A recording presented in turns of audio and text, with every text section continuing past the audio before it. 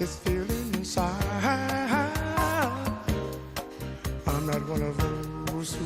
Bonjour Anissa, Bonjour. vous aimez nous dénicher des écoles originales. Ce matin, donc une école où on fabrique des couteaux, c'est une coutellerie? Et une coutellerie, exactement. Une coutellerie, c'est exactement comme ça que ça s'appelle. Ça se trouve dans le village à Pierrelatte. Ouais. C'est à quelques kilomètres de Montélimar. Et il faut savoir qu'évidemment, la coutellerie, c'est un vrai savoir-faire français. On n'est pas les seuls au monde à être bons en coutellerie, mais on est était bien quand même. on avait de quoi être fiers. On est bien connus, bien reconnus. Seulement, voilà, comme beaucoup de savoir-faire, il y a une petite trentaine d'années, la concurrence asiatique est venue balayer cet art, cette matière que l'on maîtrisait, pour des raisons de bas prix bien évidemment, et très peu de coutelleries françaises ont réussi à résister à ce coup de balai asiatique. Ça, c'était dans les années 80 que ça a commencé à disparaître. Maintenant, il se trouve que depuis quelques années, très peu de temps, on va dire que la coutellerie revient. Et si elle revient, pourquoi? C'est grâce à des gens, et grâce à des gens comme Jean-Luc Soubeyras. C'est assez rare que je vous présente directement le fondateur d'une école ou fondateur d'un atelier. Une fois n'est pas coutume, celui-ci, il est assez exceptionnel parce que il a toujours été amoureux de la coutellerie, de la forge. Et dans les années 90, il s'est dit, j'aimerais quand même voir un petit peu comment on fait.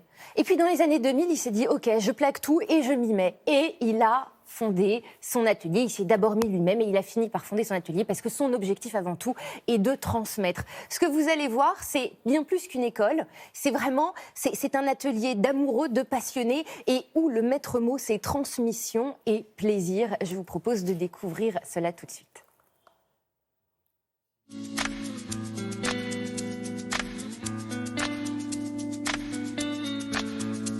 Bon, vous m'avez fourni vos dessins, tout va bien. Il y a des formes intéressantes. Pensez bien à affiner sur la pointe, à garder du métal pour le manche et à penser à votre acier qui peut être différent selon les dessins. Puisque tout va bien, direction atelier.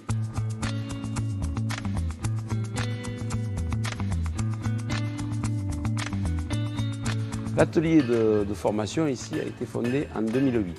À cette époque-là, la forge avait été abandonnée. Il n'y avait que des petits stages qui étaient faits par des couteliers forgerons professionnels. Donc on a voulu rehausser le niveau et avoir une formation plus complète. De ce fait, on a créé un référentiel et ce référentiel a été reconnu par arrêté ministériel de niveau 5. Et donc nous sommes aptes à délivrer un titre de forgeron coutelier à la forge reconnu au registre national des certifications professionnelles. Et cela depuis 2014. Voilà Cédric, tu vas prendre ta lame et là il va falloir que tu penches ta lame. D'accord. Et que tu penches ta table de marteau. Ok. Et tu vas frapper comme ça. Tu vois, immédiatement je vois une trace.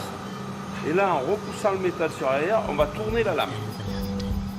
Il existe plusieurs types de formations. Les formations courtes, qui sont plus des formations d'amateurs, où ils viennent voir un point précis, c'est-à-dire comment fabriquer son couteau, comment fabriquer un luminaire, comment fabriquer un bougeoir.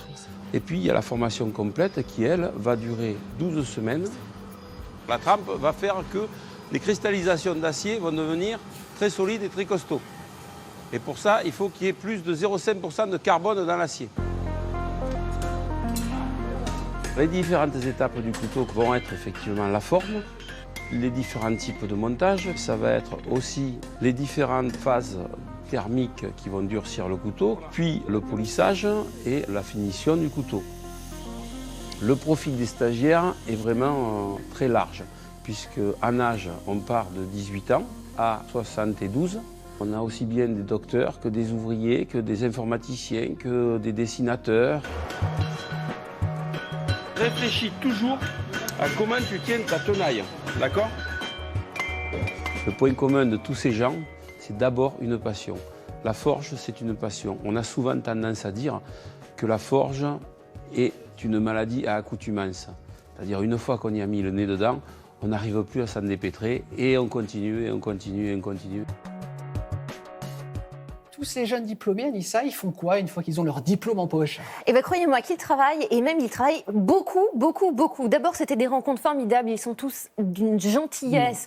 C'était un plaisir, C'est des ce tournage. passionnés. Mais c'est des passionnés, Ah ouais. quel bonheur. Alors, pour la plupart, ils vont créer leurs ateliers. Et ce qu'il faut savoir, c'est qu'ils travaillent vraiment. Les commandes affluent, les carnets de commandes sont pleins.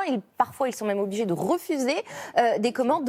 Ça manifeste quoi? Un intérêt des Français. Ils veulent retourner à Un couteau qui belle va durer chose. longtemps. Qui va durer longtemps, Qui va pas exactement. casser au bout de quelques et qui semaines. coupe vraiment. Et au joli design aussi. Voilà. Évidemment. Merci aux passionnés. Eh ben, on les embrasse, ils nous regardent ce matin, bien évidemment.